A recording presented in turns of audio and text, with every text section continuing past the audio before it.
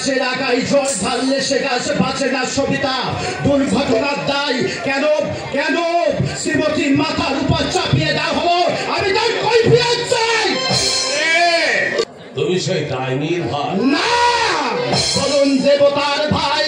অন্ধ কুসংস্কার আচ্ছন্ন আপনার মন, তাই দেখতে পাননি দেবীর দেবীত্ব, বুঝতে চেষ্টা করেননি দুর্ঘটনায় একজনের মৃত্যুর জন্য অন্য একজন কেন দায়ী হবে।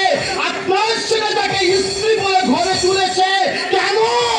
তাকে ডাইনি অপবাদ নিয়ে স্বামীর সংসার ছেড়ে চলে যেতে হলো কেন? কেন কেন? এই ডাইনি ভাইটাকে ঘাটের রাস্তা দাও। তুমি বাবা কি করছো? ও শুধু বন্ধুর ভাই নয়, ও ছোট বন্ধু। আত্মীয় স্বজন যেই হোক আমায় অপমান করে কেউ রেহাই পায়নি আর পাবেও না। চলো বাবু সাহেব, চলো লক্ষ্মী ছেলের মতো বেরিয়ে চলো, না হলে কিন্তু ছোট্টলাল ঘাট ধাক্কা দিতে দিতে বের করবে। কষ্ট করতে হবে না, আমি নিজেই বলুন ডাইনির ভাই। মনে রেখো কুসংস্কারবাদী আভিজাত্য গরিব আত্মীয় হওয়াছে ডাইনি বোনের ভাইয়ের পরিচয় দেওয়া আমার কাছে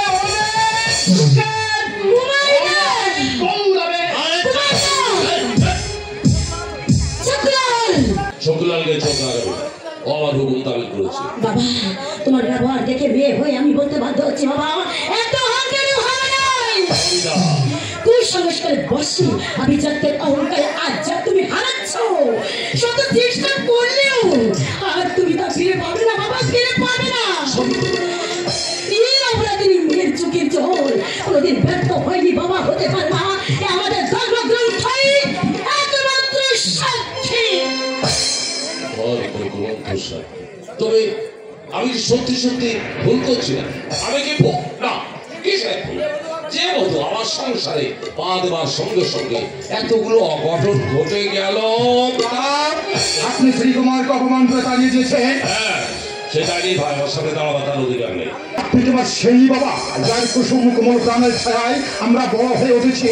এই গ্রামের প্রতিটি মানুষ তাকে দেবতা যেন পূজা করে। কোথায় গেল আপনার সেই কোমল প্রাণের ছায়া? কোথায় হারিয়ে গেল আপনার সেই উদার মনের পরিচয়? বৃদ্ধ বয়সে মানুষের মতিক্রম হয় শুনেছি, কিন্তু সে যে কঠিন রূপ নিতে পারে তা আমার জানা ছিল না।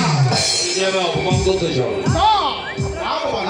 আমি আপনাকে অপমান করতে আসিনি, আমি শুধু আপনার কাছে অনুরোধ করে বলতে চাই আপনি বৌদিকে ফিরিয়ে আনুন বাবা। দাদাকে আপনি সংসারী হতে দিন। আমাদের মায়ের মৃত্যুর জন্য বৌদি দায়ী নয়, দায়ী আমাদের অদৃষ্ট। আর আমাদের অদৃষ্টের জন্য বৌদি কেন চোখের জল ফেলবে বাবা? ওই ডাইনি চোখে দিলে আমার কোনো ক্ষতি হবে। তাহলে